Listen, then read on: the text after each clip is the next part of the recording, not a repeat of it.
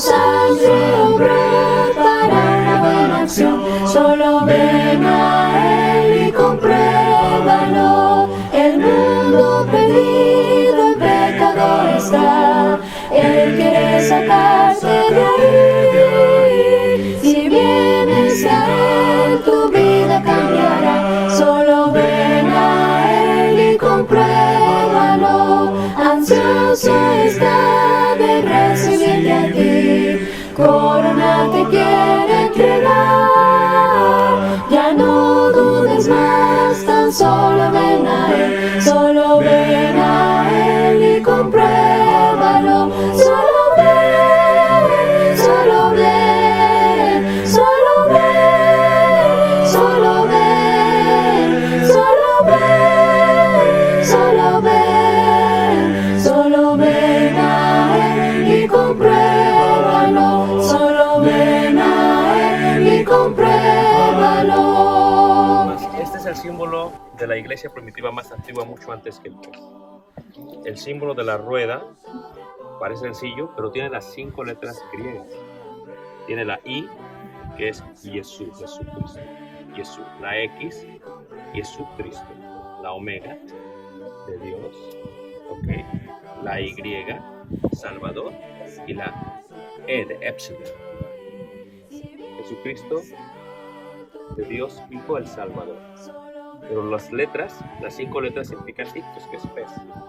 Una vez más, pero cuando lo dices en arameo, no dices Jesús Cristo, de Dios, el Salvador Hijo. Está diciendo Jesús Cristo, de Dios, tu Salvador. En arameo significa tu Salvador.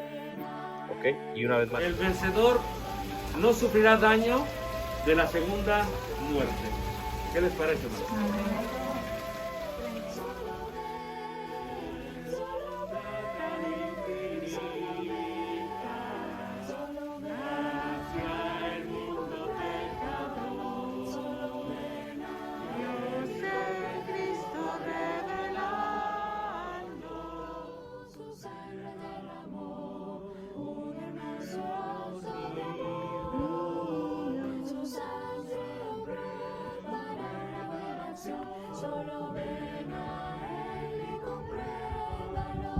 Escribe al ángel de la iglesia en Tiatira, el Hijo de Dios, el que tiene ojos como llama de fuego y pies semejante al bronce pulido, dice esto: yo conozco tus obras, tu amor, tu fe, tu servicio. Dice, escribe al ángel de la iglesia en Sardis, el que tiene los 7 espíritus de Dios y las 7 estrellas, dice esto: yo conozco tus obras, que tienes nombre de que vives y estás muerto.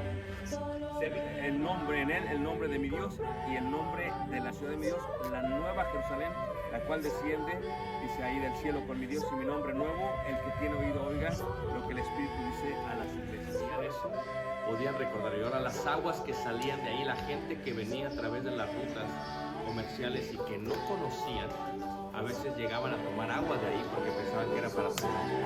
Después de 15, 20, media hora les daban náusea y se vomitaban. Pues el agua ya estaba. Solo ven a Él y compruébalo. El mundo perdido en pecado está. Él quiere sacarte de ahí. Si vienes Oramos mucho por esta noche, que puedan ustedes participar. Pedimos a Dios que abra su corazón, que estén atentos al mensaje de la palabra de Dios. Si no los vimos estos últimos 2 días que hemos tenido, reciban un ósculo santo de la iglesia a la cual yo sirvo, en la ciudad de Elgin, en Chicago. Cuando gusten acompañarnos, serán bien recibidos. No tenemos tanto tráfico como ustedes, les prometemos eso. Y comerán la mejor pizza de todo el mundo. Así que ojalá nos puedan visitar algún día. En Jerusalén se encuentran 3 valles. Está el monte Moría, de donde en la parte de arriba Abraham había demostrado a través de sus obras la fe que tenía en Dios. Y por su fe fue justificado, dice la Escritura. Y la justificación se hace a través de una obra y de una convicción en cuanto a algo que no se ha visto, pues es la fe, la certeza de lo que se espera, la convicción de lo que no se ve. Y en la parte del este se encuentra un valle, el cual se le conoce como el valle de Kedrón o Cedrón. En hebreo es Yoshafat, porque Yoshafat significa Dios ha juzgado a su pueblo. Y luego tenemos el valle de en medio, el valle central, el que divide el monte de lo que serían las casas de los sacerdotes, donde se encontraba el aposento alto. Y luego se encuentra otro valle, un valle que por muchísimo tiempo fue un valle que fue aborrecido por Israel, y aún hasta el día de hoy nadie edifica casas sobre ese valle, porque lo consideran como un valle de maldición. Fue ahí donde los hijos de Israel adoraban a el dios Baal y adoraban al dios Moloch y entregaban a sus bebés y niños en sacrificio vivo dentro de un sartén de cobre, y los niños vivos caían en el fuego ardiendo y lloraban. Y de esta manera se consideró un lugar de maldición o maldito. Fue tal la gran convicción que tenían los israelitas que después de años decidieron utilizarlo como un basurero. Se llamaba el Valle de Hinnom. En griego la transliteración es Ge-Hinnom o Geena, como se dice normalmente en la transliteración. Y cuando vinieron los romanos antes del imperio helenista o de los reyes helenistas, lo que sucedió es que le colocaron a este valle, que es el más bajo de toda la ciudad y el más maldito según ellos, y le empezaron a llamar en latín el Valle del Inferior, que después fue traducido como el Valle del Infierno, o transliterado de esa manera de latín. De tal manera que cuando los romanos estaban en pie y mataban a alguien, muchas veces cuando no moría la persona y aún estaba moribunda, los aventaban ahí. Y la manera de deshacerse de todo aquella basura, aquello que estaba descompuesto, era que lo incendiaban para que de esta manera se consumiera todo. Y los israelitas y los judíos en el tiempo de Jesús entendían muy bien este concepto. Así que los muertos eran quemados y los que estaban moribundos normalmente así hacían el llanto, porque cuando el fuego llegaba a ellos, no solamente estaban entre cuerpos que estaban siendo devorados y comidos porque estaban descompuestos por los gusanos, sino por el fuego mismo. Y ser quemado de esa manera hacía que la gente rechinase los dientes hasta terminar. Por eso cuando una persona va a pasar por un dolor que es provocado, abren la boca y le colocan algo en medio para que lo muerda, porque cuando no lo tiene, hermanos, los dientes rechinan. Y Jesús tomó este valle como una ilustración y les dijo a todos: no temáis a aquel que puede matar el cuerpo. Yo les voy a enseñar a quién debes temer. Temed a aquel que después de haber quitado la vida tiene poder de echar en el infierno, en griego Geena, en latín inferior, en español infierno, en el fuego. Y dice, donde el fuego no se apaga, donde el gusano nunca ¿qué? Muere. Ahí será el lloro, porque los judíos que vivían en la parte baja de Jerusalén oían los moribundos llorar y entendían esta expresión.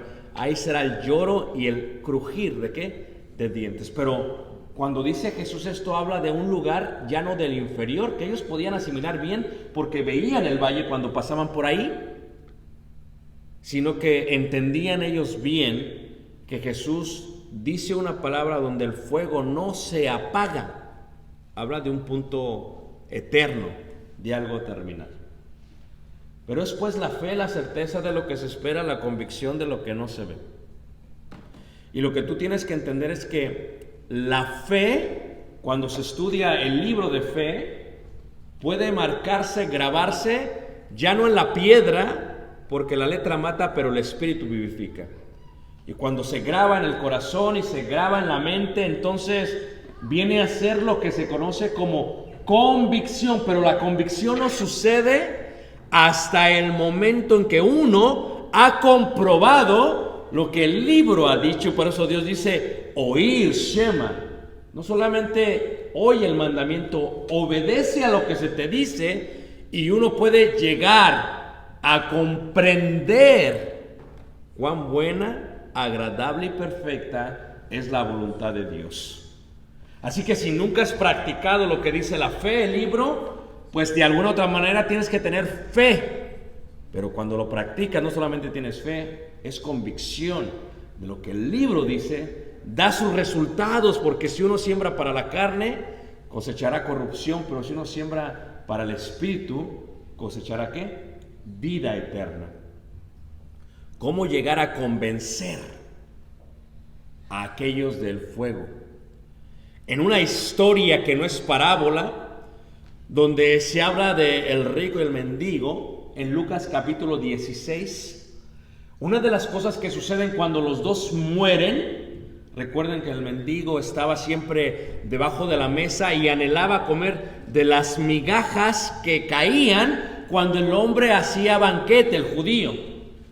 Y tal vez no entendemos este concepto de las migajas, pero cuando los judíos comían, dejaban pedazos de pan, y ese pedazo de pan muchas veces lo utilizaban para limpiarse lo que tenía que ver con el guisado de cordero, y lo demás lo tiraban para que los perros viniesen y comiesen pensando que era carne cuando era un pan.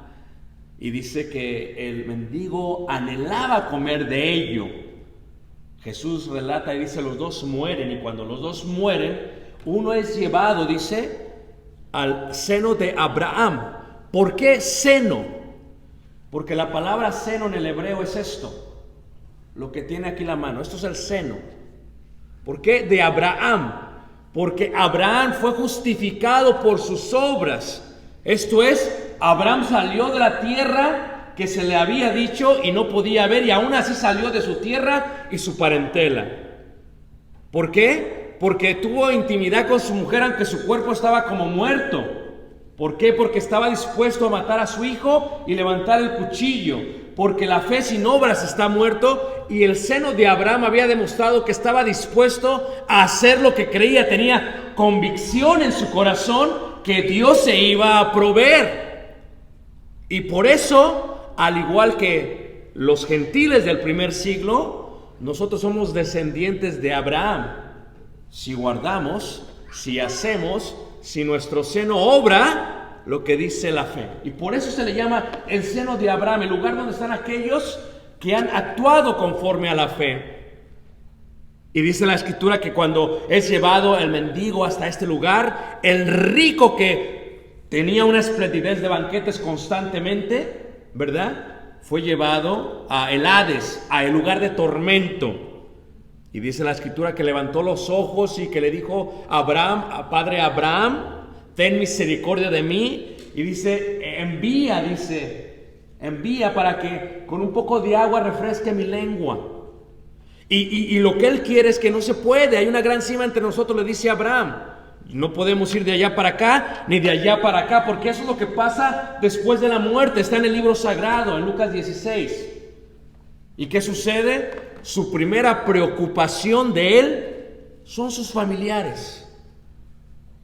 O sea, le dice a Abraham, ok, pero permite que alguien vaya y le diga esto a mis hermanos. O sea, tener fe es creer que eso es una historia real, que hay un lugar donde la gente está siendo atormentada en fuego. Eso es tener fe. Pero hacer algo para que yo no vaya ahí, eso es la verdadera fe de la cual habla la Biblia. Y Dios nos ama tan profundamente que no quiere que nadie perezca. No quiere esa condenación para nosotros, Y por eso envió a su Hijo unigénito, para que todo aquel que en Él cree no se pierda, mas tenga vida eterna. Pero la preocupación de aquel rico es mis hermanos. Dice, si alguien fuese de aquí, y dice la historia que le dice a Abraham, tienen a Moisés y a los profetas. Y este lugar de tormento es un lugar en el que tú y yo debemos de creer. Debemos de tener convicción al respecto. Y debemos de asimilar que si nosotros no nos tomamos el tiempo de convencer a nuestros seres amados, el destino para todos es el mismo. Y por eso tenemos que actuar siempre con intención. La palabra convencer es una palabra griega, la cual en griego se dice elexos. Y elexos significa y se traduce a veces como convencer, como persuadir, como redarguir. Así la vemos nosotros en español. Pero ¿qué significa elexos? Significa la convicción interna de parte de Dios. Lo creemos aquí, aunque no lo hemos visto, porque son más bienaventurados los que no vieron y qué, y creyeron, y soy yo y tú. Yo nunca he estado en ese lugar, pero creo que existe. Y porque creo que existe, hago esto. Y creo en Jesús como el Hijo de Dios. Ahora, una de las cosas que tenemos que hacer para convencer a nuestros amados, a la gente que amamos, a papá y a mamá y a todos aquellos que amamos, tenemos que aprender totalmente a depender de Dios. Una vez estaba hablando con unos ancianos, un grupo de ancianos, un presbítero, y me dice un anciano, te voy a dar un consejo. Dice, toma una semana de vacaciones al año. Toma un fin de semana de vez en cuando de descanso al mes. Toma unos días a la semana de descanso. Digo, no, es que tú no entiendes, yo no tengo tiempo de eso, hay mucha obra que hacer. Dice, el que no entiendes eres tú. La obra la hace el Espíritu Santo. Y tienes que aprender a confiar en el Espíritu Santo. Porque si Jehová no edificare la casa, en vano trabajamos los que la estamos construyendo. Y esta dependencia de Dios indica, hermanos, que no es mi elocuencia, no es mi sabiduría, inteligencia o conocimiento, aunque son necesarios, que lo que hace que alguien tenga convicción en el corazón es obra del Espíritu. Y en este sentido tenemos que confiar totalmente en Dios. Porque si no confiamos en Dios, estamos confiando en el ser humano y maldito el hombre que confía en el hombre. Y en Juan capítulo 14, versículo 26, Jesús le dice a ellos en el aposento alto, mas el Consolador, fíjate, ¿se han escuchado ese himno que dice el Paracleto? Paracleto es la palabra transliterada del griego para consolador. Mas el Consolador y el Espíritu Santo, a quien el Padre enviará en mi nombre, Él os enseñará todas las cosas y os recordará todo lo que yo os he dicho. Nosotros tenemos que aprender a depender del Espíritu Santo para convencer a la gente. ¿Por qué? Porque cuando Él venga convencerá al mundo, dice 16:8, del pecado, de justicia y de juicio.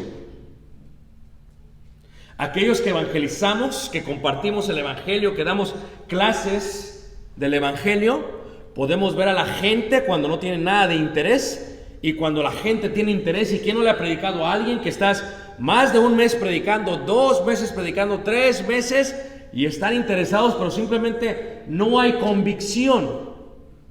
Y no importa cuántos ejemplos les des, cuánta Biblia sepas, cómo los digas de memoria, es solo el Espíritu Santo el que puede convencer a aquella persona de pecado, a aquella persona de justicia y a aquella persona de juicio. Y tenemos que aprender a depender del Espíritu Santo, hermanos. Porque si no dependemos de él, hermanos, lo que estamos haciendo, ¿verdad? Son hijos del infierno, dice Jesús a los fariseos. ¿Por qué? Porque es gente que dice creer, pero no está convencida. Se arrepiente, pero no se arrepintió. se sumerge al agua, pero realmente no entendió lo que estaba haciendo. ¿Y cuánta gente hace eso si no hay convicción? ¿Cómo es posible que después de unos días dejen el camino de santidad, el camino del Señor? ¿Acaso no creyeron? Dice uno, no creyeron. ¿Dónde está el seno de Abraham?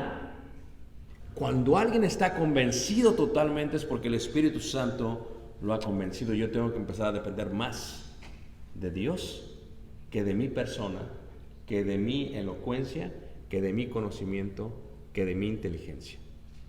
Y cuando uno depende de ellos, dice, ¿por qué? Porque Él, o sea, el Espíritu Santo los va a convencer al mundo de pecado por cuanto no creen en mí, de justicia por cuanto voy al Padre y no me veréis más, y de juicio por cuanto el príncipe de este mundo ha sido ya que juzgado. Y tenemos que aprender a depender del Espíritu Santo en todo lo que hacemos. Por eso Pablo aconseja a los efesios, dice, sed llenos del Espíritu. Y fíjate cómo lo compara. Y es algo incongruente, lo compara con el licor, con el vino, para que me entiendan. Y si ustedes fueron borrachos, no los voy a balconear aquí, de si preguntas quién fue borracho, que levante la mano, no se preocupen por eso. Pero yo viví, mi padre fue alcohólico, y yo cuando me da el olor de cerveza, mi mente empieza a volar con muchas memorias que tenía de pequeño. Cuando me da el olor a pulque o a licor, me lleno de traumas que tengo de pequeño. Y lo que pasaba cuando una persona es alcohólica, cuando una persona toma, ¿verdad? Dicen en México, ¿verdad? En forma de burla en la calle, una no es ninguna y dos la mitad de una. Empieza a tomar la persona. Y llega un momento que el vino, el licor, el alcohol toma control del cuerpo mismo. ¿Ah? Y uno no tiene control. Y es lo que hace Pablo y compara, dice, antes bien sed llenos del Espíritu Santo. Dejen que el Espíritu Santo tome control de su vida. Y no os embriaguéis en el vino en el cual hay disolución, dice. Permite, y esta parte de dejar que el Espíritu Santo lo haga, deja que Él llegue a convencer a la gente que amas. Ayer hablamos de orar intencionalmente y tenemos que orar intencionalmente, hermanos. Tenemos que orar. Yo oraba por mi padre, oraba por mi padre, oraba por mi padre, oraba por mi padre. Y a veces lo que a uno se le hace imposible, Dios todo es posible. Y mi padre vino al Señor cerca de sus 60 años de edad y dices, ¿cómo una persona que ha tomado toda su vida puede dejar el licor? Dios es tan grande, hermanos, que puede cambiar a la persona más mala del mundo, a la persona con más vicios del mundo. Pero no se trataba de cómo yo daba la clase, cómo predicaba al frente, se trataba de confiar en el Espíritu Santo, de orarle a Dios y ¿sabes qué, Señor? Que seas tú, úsame, pero que seas tú, porque de nada sirve que mi papá me diga, sí, está bien, ya deja de estar, ya me tienes harto, y que siguiese viviendo la misma vida. Mi padre ahora tiene 74 años. Estamos un poquito chocados porque mi madre dice que le van a hacer un examen para el Alzheimer's y nos preocupa, pero le doy gracias a Dios porque al menos él obedeció al Evangelio antes de tal vez de perder su memoria. Y si alguien nos interesa es la familia, y si alguien queremos convencer es a aquellos amados. ¿Por qué? Porque cuando papá se vaya, si muere fielmente, yo muero fielmente, hermanos, vamos a estar juntos por toda la eternidad. ¿Y qué más regalo le puede dar uno a papá y a mamá que el Evangelio y la fe de Cristo Jesús? Y entonces esta dependencia en el Espíritu Santo tiene que ser depender totalmente en su palabra. ¿Por qué en su palabra? Porque esto, hermanos, puede convencer a la gente. Fíjate cómo dice la Escritura, dice en 2 Pedro 1:21, porque nunca la profecía fue traída por voluntad humana, sino que los santos hombres de Dios hablaron siendo inspirados por el Espíritu Santo. Yo tengo que confiar en esto, hermanos, que no es un libro común, que sí tiene muchísima historia, pero no es un libro de historia, que tiene muchas enseñanzas, pero que es un libro que realmente inspiró Dios con el propósito que tú y yo seamos convencidos del pecado que hemos hecho para no llegar al lugar del cual hemos hablado. Y que cada libro que está aquí, estos mandamientos, pueden llevar a una persona al lugar donde Dios intentó llevarlos al principio.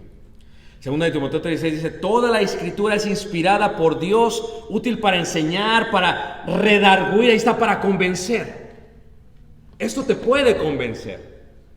Eso te puede convencer. Si dejamos un poco el entretenimiento en las iglesias y regresamos a la doctrina y al libro, esto puede convencer a la gente. Pero tenemos que aprender a depender totalmente de Dios. Es que dice, si les digo esto, se van a molestar. Si les enseño esto, no va con lo popular. Olvídate de eso. Esto convence a la gente. Si la gente abre su corazón y tú dependes en el Espíritu Santo va a convencer a la gente de pecado, de justicia y de juicio. Y cuando eso haga, la persona va a venir al Señor por sí sola. No lo vamos a tener que presionar, no lo vamos a tener que empujar, bautízate, no. La persona viene por sí sola porque ha comprendido y tiene una convicción que lo que ha hecho está mal y que tiene la necesidad de Dios. La palabra es inspirada por Dios y es útil para enseñarte, para redarguir, dice, para corregir, para instruir en justicia, a fin de que el hombre de Dios, dice, sea perfecto. Esta palabra perfecto tal vez sea un poquito incongruente con nuestra sociedad el día de hoy, pero en el Antiguo Testamento, cuando se veían los frutos, por ejemplo los dátiles, que son riquísimos los dátiles de Jericó. Hace 7 semanas que estuve en Jericó, le dije a la iglesia, les voy a traer algo, pero pues con el salario de predicador no les puedo traer muchas cosas. Así que les traje unos 3 kilos de dátiles. Y aquellos que han comido los dátiles son pues uno de los frutos con los cuales Dios bendijo a Israel. Los 7 frutos es uno de ellos. Lo tomas el dátil, lo aprietas, sacas la semilla, lo comes y es dulce, hermanos. Sabe riquísimo.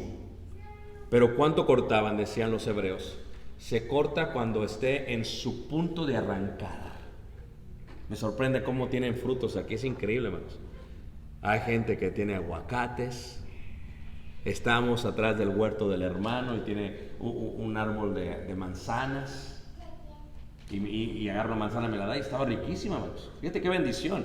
Eso no se da en Chicago, ¿me entiendes? Allá tienes 4 meses para hacer esto y apúrate porque viene la nieve.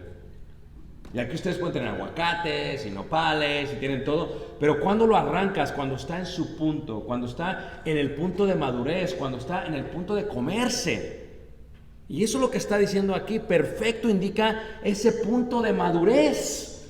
El hombre de Dios sea perfecto, deje de estar verde y llegue a un punto de tal manera que sea maduro, que sea perfecto, que esté listo para darle a Dios la honra y gloria con todos los frutos que puede darle al Señor. Y aún los frutos que puede dar es el fruto del Santo Espíritu de Dios. Porque todo lo que hacemos es obra del Señor. Dice, enteramente preparado, dice, ¿para qué? Para toda buena obra. ¿Cómo puedes convencer a la gente? Obedeciendo el libro. ¿Por qué lo obedeces? Porque la gente no le importa cuánto sabes. La gente percibe cuánto practicas. ¿Ah? La gente cuando visita la iglesia siempre está buscando una excusa para no volver. Y la excusa perfecta es que ahí somos hipócritas. Y la hipocresía era una palabra que se utilizaba en los teatros griegos, donde la persona, ¿verdad?, se ponía la máscara hipócrita encima de la cara, se lo ponía, y sonrisa o triste. Pero cuando somos transparentes, cuando estamos convencidos de algo y lo practicamos porque sabemos y obedecemos, y aunque la obediencia se aprende, entendemos que cuando lo hacemos trae su fruto eventualmente. Y vemos el resultado de la palabra de Dios, hermanos. Y cuando lo observamos y lo vemos, estamos convencidos que funciona. Estamos convencidos que funciona, hermanos. Ya no porque la Biblia lo dice, sino porque lo hemos experimentado y lo hemos vivido y sabemos, y por eso aconsejamos. ¿Y qué pasa? Cuando una persona, hermanos, vive lo que dice creer, vive la convicción de este libro, la gente, hermanos, es convencida, no por su palabra, sino por su acción. ¿Acuerdan ustedes de Timoteo? A él se le escribió la carta. Esta imagen muestra a Timoteo, pequeño, aprendiendo las Sagradas Escrituras, pero Timoteo era considerado por sus tíos judíos, por su abuelo, por su familia, primos judíos, era considerado una basura, estiércol. Cuando los judíos leen todas las mañanas, ¿verdad? El Sidur de la mañana le llaman ellos, Sidur es libro, empiezan a leer y dicen: Dios, te doy gracias, porque no nací siendo animal, y porque no nací siendo gentil. Comparaban a Timoteo con un animal. Y el judío, hermanos, si una hermana se casaba con un gentil, le cortaban la comunión. Y su fruto no lo dejaba nunca entrar a la sinagoga. Y Timoteo creció de esa manera, rechazado por la familia. Y por el otro lado tiene un padre griego. Idólatra eran los griegos. Idólatra eran los griegos. ¿Y qué es lo que pasa? Aún así su madre se dedica, siendo aborrecida por su familia, como muchas hermanas tenemos en la iglesia del Señor, siendo aborrecida por la suegra, por el suegro, por los cuñados, por todos, porque dejó para ellos la religión popular y lo que está haciendo es una mentira. ¿Y qué es lo que hace? Aún así, dedicó el tiempo de enseñarle a su hijo. Y aunque anhelaba, porque no lo entendía, que fuese circuncidado, no había ningún rabí que lo pudiera circuncidar, porque era la mezcla entre judío y gentil y para ellos era como un animal. Por eso cuando Timoteo crece, ¿qué es lo que le dice Pablo? Procura con diligencia presentarte a Dios aprobado, como obrero que no tiene de qué avergonzarse. ¿Por qué? Pero persiste tú en lo que has aprendido y te persuadiste. Timoteo estaba seguro y convencido de lo que le enseñó su madre. Y como mujer no puedes dudar del gran trabajo que tienes para convencer. Por eso cuando Pablo le dice a Timoteo, le dice: recuérdale a las mujeres que no les permito ejercer dominio sobre ¿qué, hermanos? Sobre hombre. Recuérdales que se van a salvar, dice. Se van a salvar. ¿De qué estás hablando? Fíjate cómo dice ahí la carta de Timoteo, la primera carta de Timoteo, capítulo 2, versículo 9. Recuérdales que se van a salvar. ¿Cómo? ¿Ok? ¿Cómo se van a salvar? Versículo 11 y 12.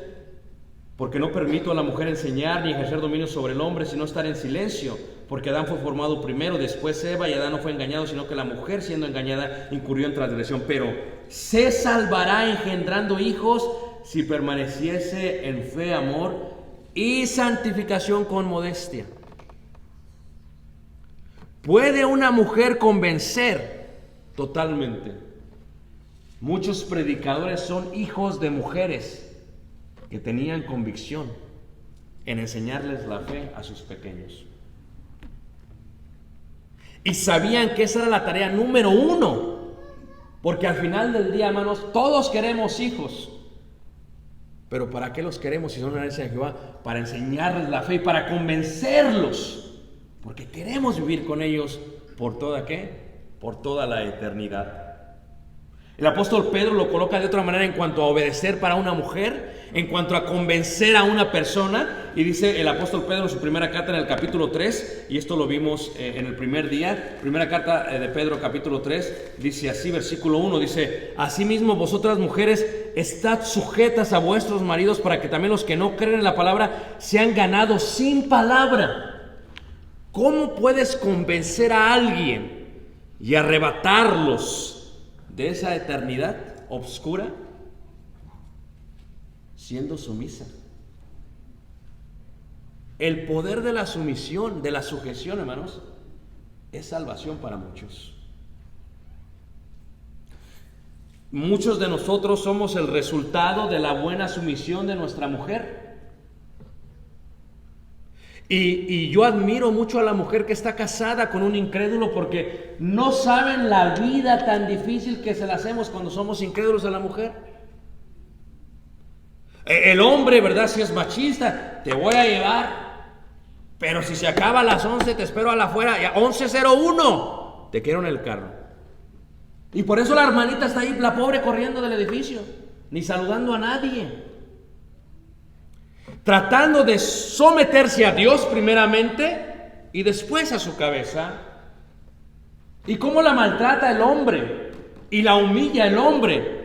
Pero cuando la mujer es sumisa, los demás están viendo.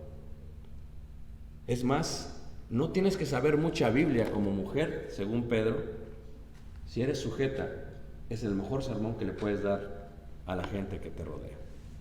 Y estamos viviendo una sociedad muy difícil que ya no se sujeta más, donde la mujer le habla fuerte al hombre, sacude al hombre, donde ahora el hombre le tiene temor a la mujer. Y eso es lo que, y a veces, si venimos de familias matriarcales, la mujer maltrata al marido, la hija maltrata al próximo marido, y es un eslabón que nunca se va a romper.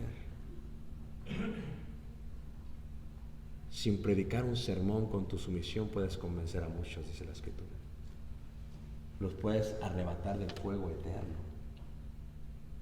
¿Te has dado cuenta del poder que está en tu silencio? Jesucristo, como cordero, era llevado al matadero para ser trasquilado y no abrió ¿qué? Su boca. En silencio nos convenció de su amor. Las únicas palabras en la cruz es: perdónalos, porque no saben lo que hacen. Elí, Elí, lama sabactani. Fíjate, qué increíble, hermanos, que sin palabras nos convence. Y lo viste tú, ¿no? Yo nunca lo vi, pero yo creo que pasó. Y cuando piso la Gólgota, la calavera, el cráneo allá en Jerusalén, me conmuevo. Pero yo creí en eso sin verlo, hermanos. Yo creí en el libro sin verlo. Y tengo que aceptar que mi mujer fue un gran puente para creer, hermanos, porque su actitud para conmigo fue una que entendía que tenía que tener paciencia. ¿Y cuántos de nosotros no somos el resultado de una buena sumisión por parte de la mujer? ¿Y cuántas de ustedes no tienen la oportunidad de educar a un Timoteo?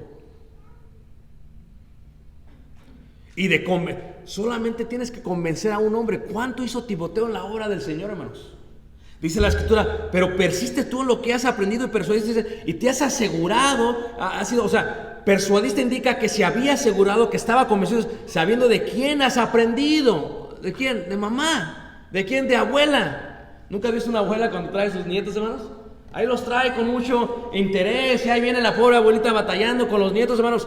No sabes el resultado. Estás cansada. Tienes que seguir adelante. Porque solamente toma un nieto, hermanos, para hacer la obra del Señor. Tal vez tú nada más puedas convencer a un nieto con la palabra de Dios, dependiendo del Espíritu Santo, pero ese es suficiente porque puede llegar a ser un gran hombre de Dios que llega a convencer a muchos. ¿Y cuántos de nosotros no estuvimos en las clases de niño oyendo a nuestras hermanas, y las hermanas nos daban y nos daban y nos daban y nos daban, hermanos? Y ahora muchos de nosotros predicando por todo el mundo. Oh mujer, si supieras el gran poder que tienes. Y dice: las cuales pueden hacer sabio para la salvación. ¿De qué? Por la fe. La fe no solamente se trata de yo creo, se trata de entender que ¿cree Dios que yo creo? Tengo en mi mano el cuchillo y estoy dispuesto a matar, como decía el apóstol Pablo, ¿verdad? El apóstol Pablo entendía que aquello que él había destruido, si él volvía a edificar, se hacía transgresor de la ley. Y Pablo dice: estoy dispuesto, dice, a darlo todo, y lo doy todo por basura. ¿Por qué? Porque es más importante eso. Dice: me hago a todos. Si solamente llego a convencer a uno, hermanos, para Pablo es suficiente. Si Jesús vino a la tierra y solamente uno de nosotros hubiera creído, aún así hubiese venido Jesús. Porque para Jesús no importan los números. Uno es suficiente, hermanos. Uno es suficiente. Y la mujer tiene ese poder. Y Timoteo lo entendía, lo podía ver en su madre, lo podía ver en su abuela, hermanos. Y después, cuando escucha del glorioso evangelio de Dios, hermanos, le dice Pablo: te voy a circuncidar. Fíjate, ser circuncidado por Pablo, hermanos. Y entiende que cuando no se hacía apropiadamente en la sinagoga, que se hacía de una manera con hierro, con acero filoso, Cuando se hacía fuera de la sinagoga lo hacían con piedras filosas. ¿Y sabes lo que es la circuncisión? Es cortar el prepucio. Y una cosa es que se lo corten a los 8 días a un niño. Y después le dice Pablo, ¿quieres? ¿Quieres ir? Y Timoteo tenía un excelente testimonio en las iglesias de Listra y Derbe. ¿Quieres ir? Y lo circuncidó. ¿Tú te puedes imaginar cuánto tiempo le dolió al pobre Timoteo, hermanos? ¿Pudo caminar el próximo día? Yo quiero que humanices lo que pasó. ¿Y por qué lo hizo? Para que pudiese tener acceso a la sinagoga, porque en las sinagogas había alguien revisándole a los varones cuando entraban, porque muchos mentían. Yo soy judío, así, no, déjame ver. Y mostraban sus partes, sus genitales para ver si eran judíos, y si eran, pásale. Y Timoteo, ¿cuánto tiempo anheló pisar una sinagoga? ¿Cuánto tiempo anheló hablar con sus primos y tíos? Y ahora su maestro de la fe, hermanos, es el gran Pablo, instruido a los pies de Gamaliel. Y entonces, depender del Espíritu Santo es depender de su palabra, es procurar con diligencia presentarnos a Dios aprobados como obreros, que no tenemos nada de aquella persona. Nos dice que usa bien la palabra de verdad. Una versión moderna dice que traza bien la palabra de verdad. Sé intencional en tu vida. Cuando vayas a ver a tu mamá o a tu papá, sé intencional. Abre la Biblia, trázala bien. Te la pasas hablando de los tíos y de las tías y cuando eras niño y te ríes y de todo lo demás. Sé intencional, tómate unos minutos y diles, me permiten compartir con ustedes lo que dice Dios. Sé intencional, porque tal vez alguien te escuche. Trázala bien, habla de ello. No hables de tus ideas, de tus razonamientos, de tu interpretación. Esto es suficiente para convencer. Para cuando tú abres el libro y lo lees directamente, Dios, el Espíritu Santo, va a convencer a aquella persona. Y entre ellos, entre tus tíos, entre tus primos, va a haber alguien que va a abrir su corazón. Cuando hablé con mi padre, estábamos sentados frente a frente. Y yo a mi padre solamente lo vi llorar borracho. ¿Ok? Y decidimos ser intencional. Orar por mi papá. Pedirle a Dios que le convenciera. Porque yo tenía temor que mi padre muriese sin haber creído en el Señor Jesús. Y hablando con mi padre un día en casa, siendo intencional, por primera vez le vi llorar. Y no estaba borracho. Y sus palabras son sencillas. Yo quiero cambiar y no sé cómo cambiar, hijo. La gente no sabe cómo hacerlo, hermanos. La gente no quiere ir donde está el rico, pero la gente no sabe. Eres tú, soy yo. Si trazamos bien la palabra de verdad, ¿sabes el gran poder que hay en el Evangelio? No te avergüences, como dijo Pablo. No te avergüences cuando estés en el trabajo. Platícale a tus amigos, platícale a la persona, platícale a tus vecinos. No te avergüences, porque el Evangelio es poder de salvación a todo aquel que cree, al judío primeramente y también ¿qué? Al griego. Pero tenemos nosotros que regresar al punto como lo hizo Timoteo, de tal manera que lo hagamos, y tenemos que regresar a hablar de la Biblia. Es nuestro deber. Y confiar, hermanos. Si tú predicaste la palabra y sales de ahí, déjaselo al Señor, como dice el himno, ¿verdad? Sembraré la simiente preciosa del glorioso evangelio de amor. Sembraré mientras viva. Y fíjate cómo dice al final: dejaré el resultado al Señor. ¿Tiene Dios poder? Totalmente. ¿Puede cambiar a la gente? Totalmente. Tú solamente siembra. Yo le prediqué a un concuño mío. Pasaron 10 años, pero vino el Señor. El fruto nace, hermanos. Cuando tú plantas la semilla, va a nacer, va a crecer. Nada más siembra. riega y deja que Dios haga la obra. En tus hijos siembra. Te tomas el tiempo de llevarlos al cine, de comprarles cosas, siembra el evangelio, siembra la fe, platica con ellos. Como decían los judíos, mientras vas tú en el camino, le decía Dios, habla con ellos, ponlo en los frontales de tus puertas, ponlo en los muros, en los postes, habla con ellos.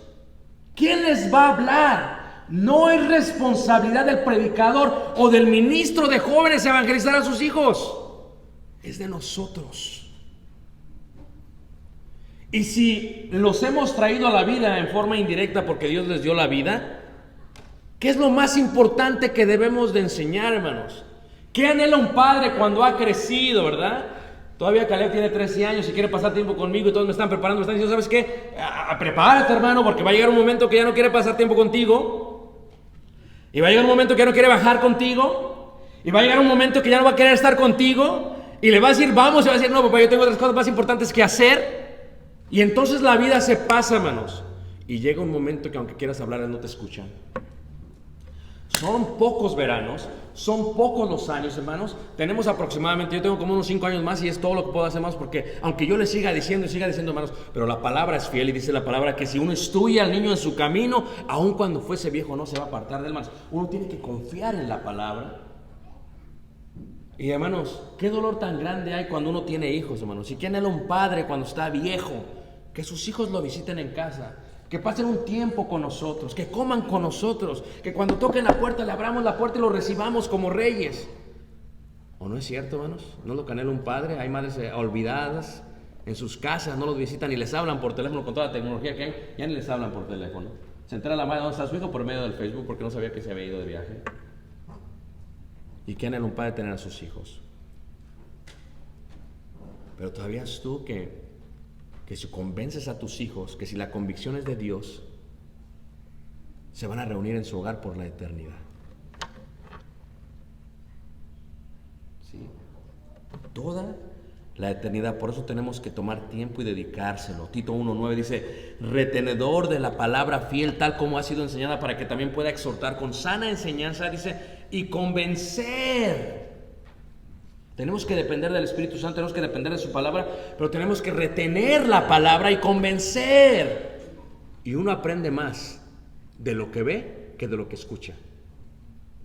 Por eso si obedecemos esto, si tenemos el seno lleno de fe, los hijos aprenden, la gente aprende. Y tu sermón más bello puede ser un sermón sin palabras. Y viendo a la gente, ¿sabes qué? Yo quiero tener eso que tienen ellos. Y tú les puedes decir, es que no es mío, es del Señor de Jesús. Y en este concepto, aún los ancianos, cuando ves el liderazgo o cuando ves a los ancianos, los que están puestos como ancianos, dice la Escritura ahí, dice que ellos van a convencer a los que contradicen. ¿Cómo? Si retienen la palabra fiel. O sea, la palabra es importante. ¿Por qué? Porque esto es importante. Judas, versículo 20 al 22 dice, pero vosotros, amados, edificando sobre vuestra santísima fe. O sea, fe es la certeza de lo que se espera, la convicción de lo que no se ve, pero fe también es ¿qué? El conjunto de normas, leyes y mandamientos, como veíamos la segunda clase. ¿Cómo podemos edificar sobre vuestra santísima fe? ¿Cómo se puede edificar, hermanos? Haciendo lo que escuchamos. Oigo, lo obedezco. Oigo, lo obedezco. Y me empiezo a entender que la fe viene por el oír y el oír de la palabra de Dios. Y que lo que Dios dice es para mi beneficio, que sus mandamientos me van a dar bendición a mí y le van a dar bendición a mi familia. Ya no son palabras, solamente son vida. Respiramos sus mandamientos, los hacemos porque son de bendición para nosotros. ¿De qué manera? Dice, sobre edificar, sobre vuestra, dice, orando en el Espíritu Santo. Hablamos del primer día de oración y el segundo día de oración. ¿Por qué tenemos que orar? Tenemos que orar, tenemos que hincarnos, tenemos que pedirle a Dios, tenemos que pedirle sabiduría, pero tenemos que pedirle a Dios que nos ayude y que sea Él el que convenzca a la gente. Pero nosotros tenemos que hacer la obra, pero Él la va a hacer crecer. Y dice ahí, orando en el Espíritu Santo, conservaos en el amor de Dios, dice, esperando la misericordia de nuestro Señor Jesucristo para vida eterna. Algunos que dudan, hablamos de los 3 tipos de hijos, cuando se tiene que identificar. Los hijos de paz, los hijos de maldición y los hijos débiles. Muchos dudan, hermanos. Porque no están convencidos. Porque están entretenidos en la vida, porque tienen pruebas, porque tienen... Cuando se habla de la parábola del sembrador que dice, se echa la semilla, dice, pero cuando viene el sol, dice, como no tienen bien arraigada, se queman. Y muchos dudan. Hay gente que al principio decía, existe un inferior, existe un infierno, y que ahora dicen, ¿quién sabe? Tal vez no existe. ¿Qué pasó? Y entonces dice Judas, a algunos que dudan, dice, convencedlos. Y a otros, salvar, arrebatándolos del fuego. Eso tiene que ver con fe. Si alguien se ha quemado, como yo me he quemado, tiene que ver con fe. Yo no quiero que mi hijo se vaya a toda la eternidad de esa manera. Pero tengo que confiar en el Espíritu Santo, tengo que trazar bien la palabra de Dios y tengo que convencerlo, hermanos, porque está joven. Y tengo que sembrar y sembrar y sembrar y sembrar y doctrinar y pasar tiempo y tenemos que hacer eso con aquellos. Y entre los hermanos, cuando ves hermanos débiles, tienes que convencerlos. No diciéndoles, hermano, saca la Biblia. Deja que Dios les hable directamente. Menciona el versículo. Mira, hermano, es que es esto. El apóstol Pablo a los Corintios, en 1 carta de Corintios 6, 9 al 11, lo dice de una manera increíble. Dice, no erréis. Los injustos no pueden heredar el reino. Fíjate, es directo, hermanos. A veces nosotros le damos mucha vuelta a las cosas. No. Es lo que es. Hoy es así, ayer fue así, mañana va a ser así. Porque su palabra permanece ¿para qué? Para siempre. El pecado mata y el pecado condena. Lo hace en el primer siglo, lo hace el día de hoy, lo va a hacer mañana si Cristo no ha venido. Tienes que explicarles. La fornicación es fornicación, el adulterio es adulterio, hermanos, y no van a heredar el reino de los cielos. Y tienes que entender esto porque convencer es esto, porque la palabra es útil para redarguir, para convencer, para persuadir, de tal manera que la gente dice eso. Y hermanos, no tenemos mucho tiempo. Por eso para mí era algo increíble, era algo que mi padre viniese al Señor, porque hermanos, después de los 60 años, hermanos, estamos todos de acuerdo que uno no puede amanecer un día. Antes también, pero seamos honestos, la gente que muere normalmente de un derrame, de un paro, es mayor, de una caída. Esto, hermanos, requiere diligencia. Requiere diligencia, tienes que ser intencional con tus seres amados. Y si hay alguien, hermanos, que es incrédulo y te preguntas a quién debo de hacerle, no solamente los incrédulos, no solamente aquellos que no han venido a Cristo, sino también aquellos incrédulos también, que son hermanos y que dudan en lo que ha de venir. Porque fíjate cómo lo dice Apocalipsis 21, versículos 7 y 8, dice que no solamente los cobardes, dice, y luego dice los incrédulos. ¿Y qué es incredulidad? Un hombre que no tiene fe. Y muchos vamos a decir, Señor, hice esto, y Señor, no te conozco. Porque solamente el que hace la voluntad, seno, es el que puede. Por eso, hermanos, en este sentido, debemos nosotros de hacer eso. ¿Y por qué los cristianos dudan? Hermano, tenemos poco tiempo. El Señor puede venir en cualquier momento. Esto es en serio, hermanos. Esto es cosa seria. Si tienes convicción, vas a ser intencional. Vas a orar intencionalmente y cada que visites vas a tomarte el tiempo. Porque a veces, no, el hermano, te invito a una carne asada, no, que sí, están comiendo y todo, hermanos, y no se habla de lo que se quiere hablar. No se habla del elefante que está en medio de todos. No habla del gran problema que existe, hermanos. Se requiere diligencia. ¿Sabes qué le dijeron al profeta? Si tú ves que alguien va mal en su camino, dile. Si no le dices, de tus manos voy a declarar y demandar la sangre. Pero si les dices,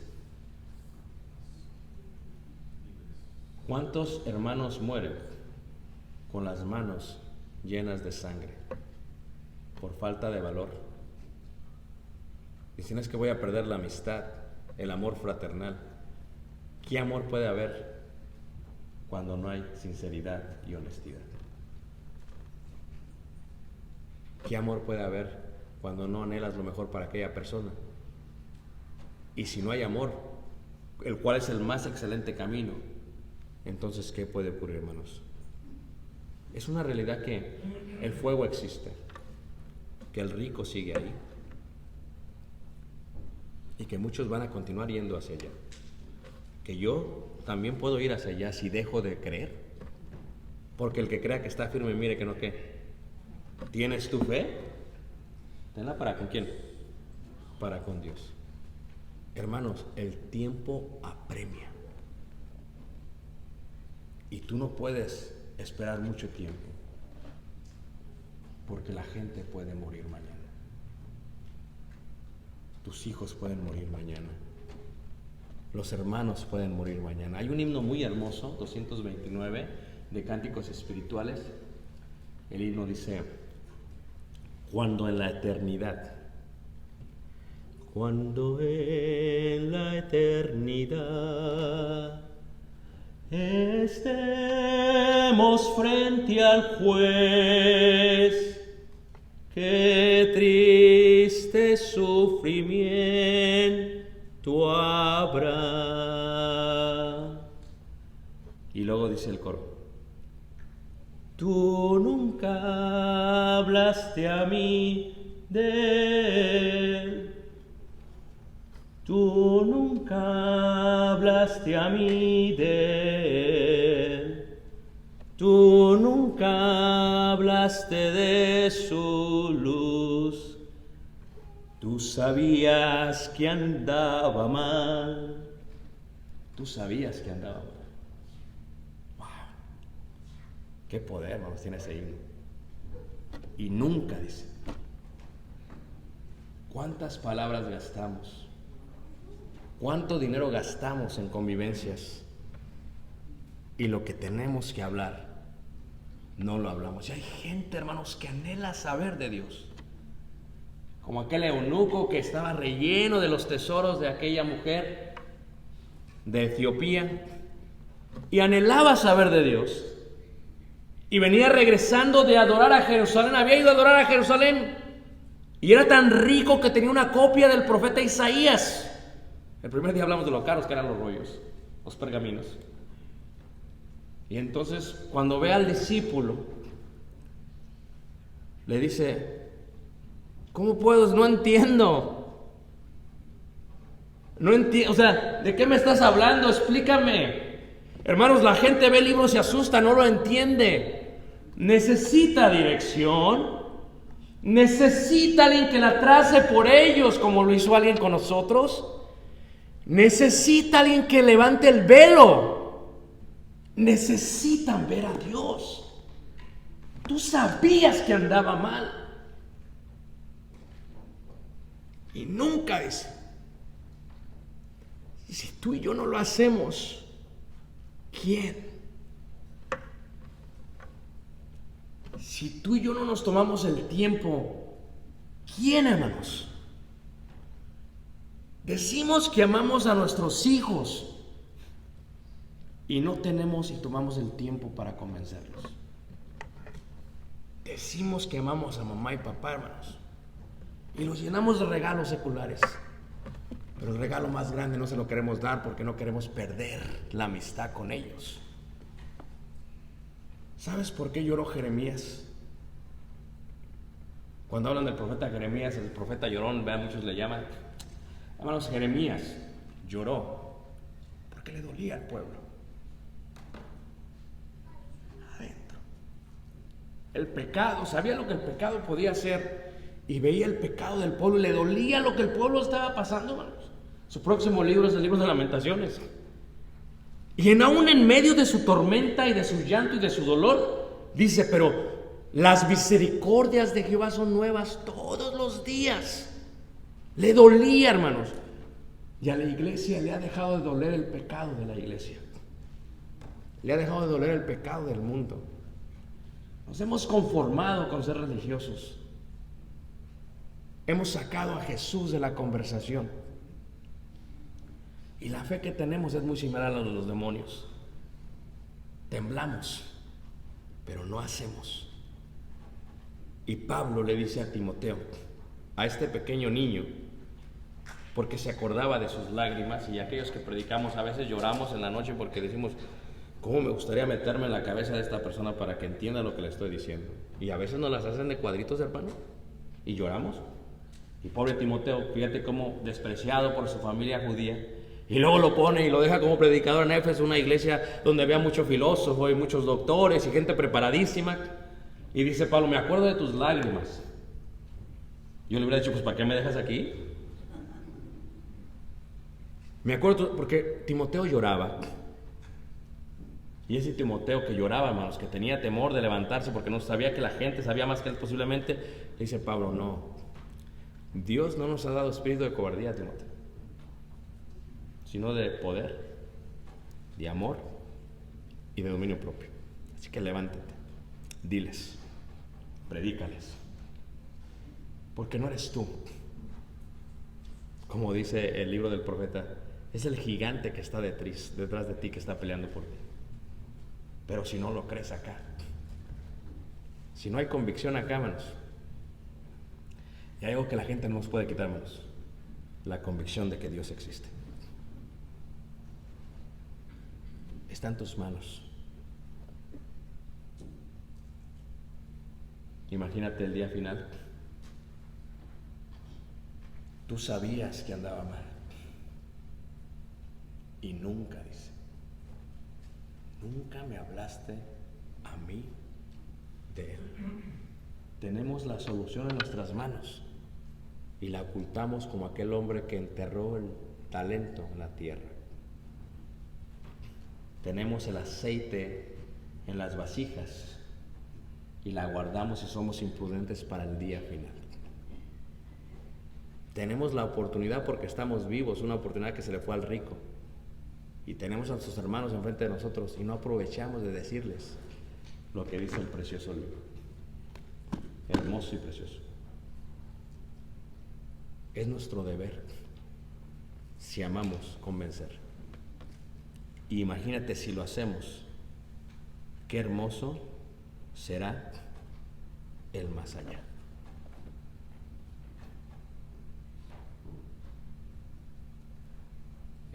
Cuando pienso en el más allá, en el cielo, pienso mucho en este himno, ¿verdad? El cielo es un bello lugar, un himno hermoso. Y es algo que nos debe estimular porque así como se habla de este lugar de tormento, también se habla de un lugar donde no habrá más dolor, donde no habrá más llanto ni clamor, donde Dios enjugará toda lágrima de nuestros ojos y donde no hay necesidad de sol porque Él es nuestra luz por toda la eternidad. El cielo es un bello lugar lleno de amor y de paz. Quiero ver a mi Salvador. El cielo es un bello lugar. Quiero ver. Bello lugar lleno de amor y de paz. Quiero ver a mi Salvador. El cielo es un bello lugar. Mis ojos nunca lo han visto. Tampoco los tuyos. Pero ahí está. Nos reunimos ciegamente creyendo que está entre nosotros, porque aquí está. Y predicamos como locos por Jesús, que Él viene otra vez. Como algo seguro, aunque a la gente le parezca una historia de Hollywood o un libreto de algún escritor, porque sabemos que ahí está. Pero estoy seguro que le vamos a ver. Y porque estoy seguro que le vamos a ver, guardamos este libro, amamos estas palabras y nos llenamos del Espíritu Santo en el sentido del cual habla Pablo, para adorarle por toda la eternidad. Y tú y yo tenemos que comprender que le vamos a ver. Y yo le digo a la gente, escucha lo que dice el libro. Todos vamos a doblar las rodillas y toda lengua confesará que Jesús es el Señor. Pero hay una diferencia y el tiempo es el tiempo cronológico. Algunos lo hacemos antes por nuestra propia voluntad y otros lo harán el día final, donde ya no habrá oportunidad. Y si eres una persona sensata dirás, ¿por qué no hacerlo hoy? Porque nuestros ojos, hermanos, le van a ver. ¿Y cuántos hermanos perdimos estos años? Y créanlo, hay un mundo feliz más allá.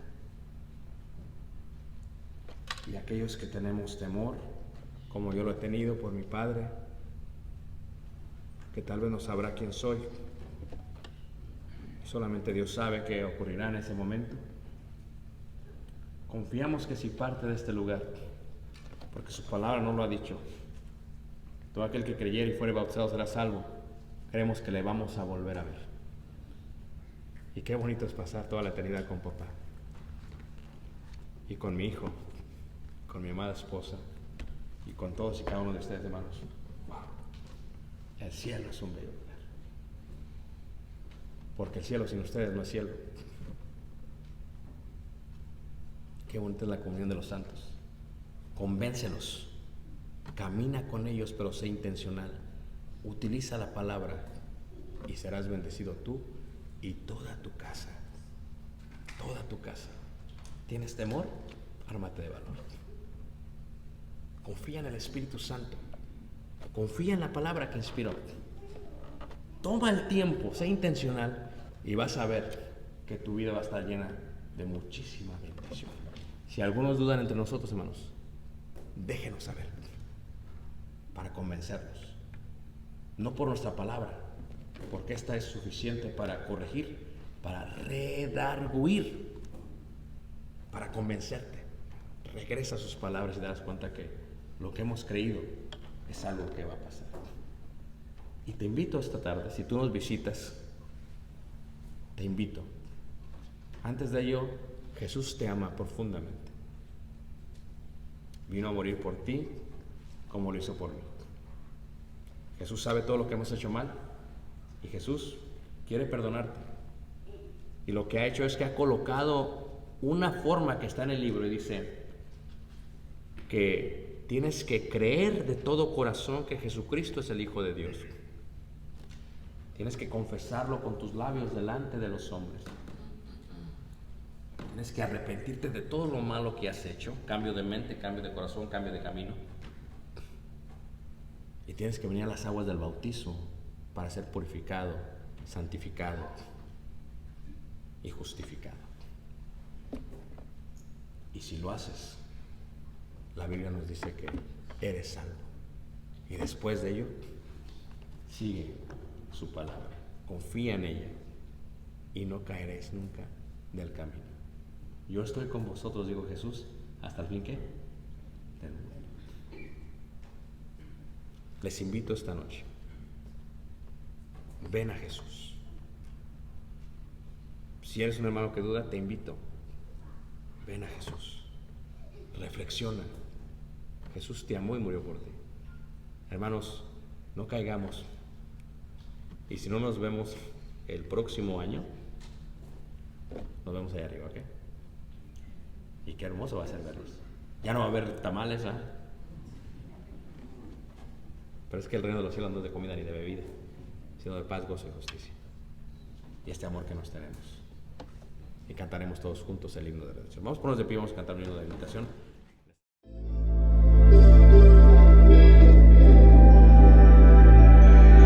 Desde la cruz su sangre derramó, un hermoso acto de amor. Su sangre obró para una buena acción. Solo ven a Él y compruébalo. El mundo perdido en pecado está.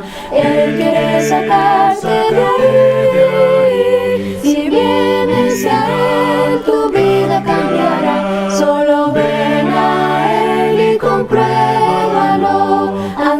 ansioso está de recibirte a ti, corona te quiere entregar, ya no dudes más, tan solo ven a él.